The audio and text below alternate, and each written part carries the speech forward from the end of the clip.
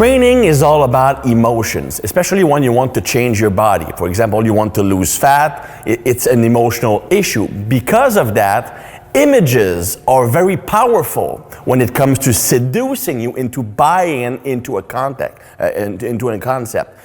One example that we found is using the sprinter versus marathon runner analogy to prove that interval training is superior to steady-state cardio to lose body fat. It goes as such, and I've used that analogy myself before I knew any better. But we actually been taught that analogy even in college.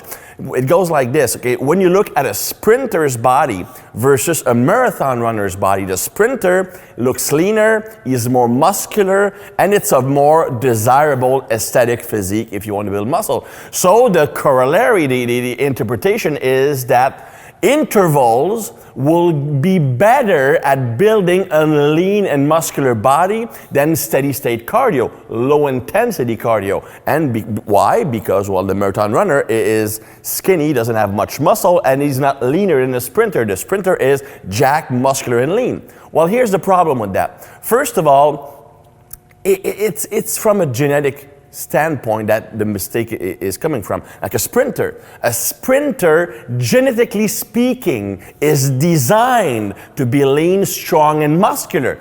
Most sprinters, and they've done studies on that, have more than 90% fast-twitch muscle fibers. As you probably know, fast-twitch fibers, a much greater potential for muscle growth, strength, and power.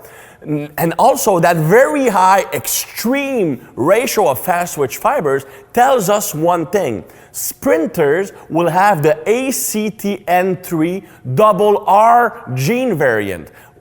What does that mean? Well, the ACTN3 gene is what determines what kind of muscle do you have. The ratio of fast-twitch to slow-twitch fibers, but also how much mTOR activation you are getting from training, as well as how fast your muscle damage is being repaired after training. If you have the ACTN3RR profile, it means that you have more fast-twitch fibers, your mTOR activation to training is much greater, leading to more protein synthesis, muscle building. You also repair muscle damage much faster. So if you have that profile, it will be very easy for you to build muscle.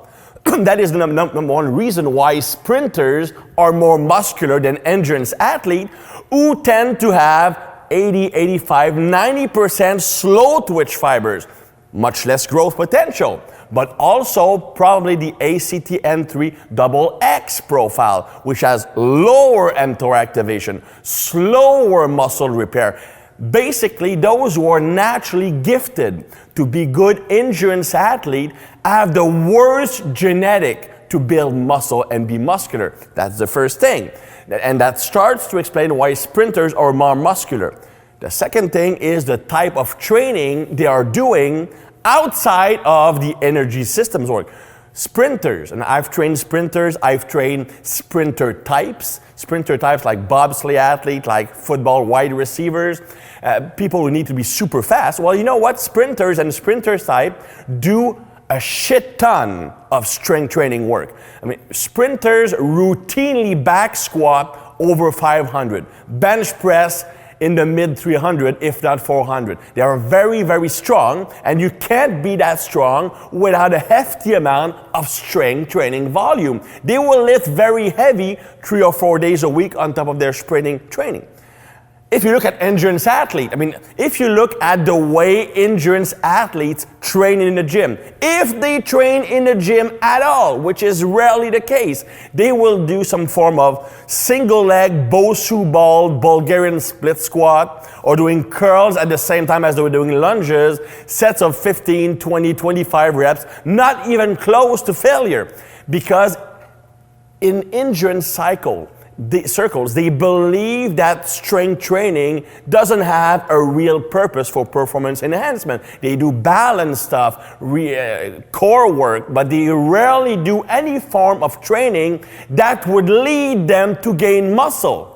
So they have the least efficient genetic to be able to build muscle, and they do the type of training that will not build muscle. Is that surprising that they carry less muscle mass than sprinters who do a lot of strength training work and have the perfect genetics to be lean and muscular? I don't think so. Then there's also another big thing that people who use that analogy, the sprinter versus marathon runner analogy, don't mention. Sprinters do not do any interval training in their training. When a sprinter, let's say a 100-meter sprinter, the ones they use to prove that interval is better to build a positive body composition, they don't do anything even resembling interval training. They will do a sprint for 30, 60, 100, maybe 200 meters. So that's at the most 20, 25 seconds of effort. Then they will rest for 4, 6, 10 minutes. I mean, a training of a sprinter is the least dense training you can find. I've trained with a sprinter and we would sprint 60 meters, then we would rest 6 minutes. I'm almost falling asleep there, right? There's no lactic acid accumulation. You're never out of breath. You're not sweating at all. Completely opposite to intervals, which you are out of breath, there's a pool of sweat around you, you have shitty technique. Sprinters don't do intervals because interval would kill their running technique and would overtrain the nervous system. On the other hand, endurance athletes do plenty of interval work. Plenty of interval work. They don't publicize that when they say that, well, if you want to look jacked, well, you want to look like a sprinter, do intervals. No, sprinters don't do intervals. Marathon runners do. That's part of their training, right? So that analogy makes literally zero sense. Not only that, there's a big difference between training for endurance sports, which means that you will run for 2, 3, 4 hours a day, versus the guy in the gym who does 30 minutes of steady state cardio to get leaner. It's not even comparable. Sure, if you run 4 hours a day, you will be catabolic, you will lose muscle, you will have high cortisol level. No shit. That's the function of cortisol, mobilizing stored energy. If I'm running for 4 hours, I need a shit ton of energy. I am gonna release cortisol. But if I'm running 30 minutes in the morning, it's not the same thing. You cannot use that analogy. It doesn't make any sense. So it's not intellectually honest, but I understand why they do it. Because images are strong, images are powerful, images are good at convincing you that the concept is right, even though that analogy has no relation at all to the concept they try to sell you. So don't be a victim of that false analogy.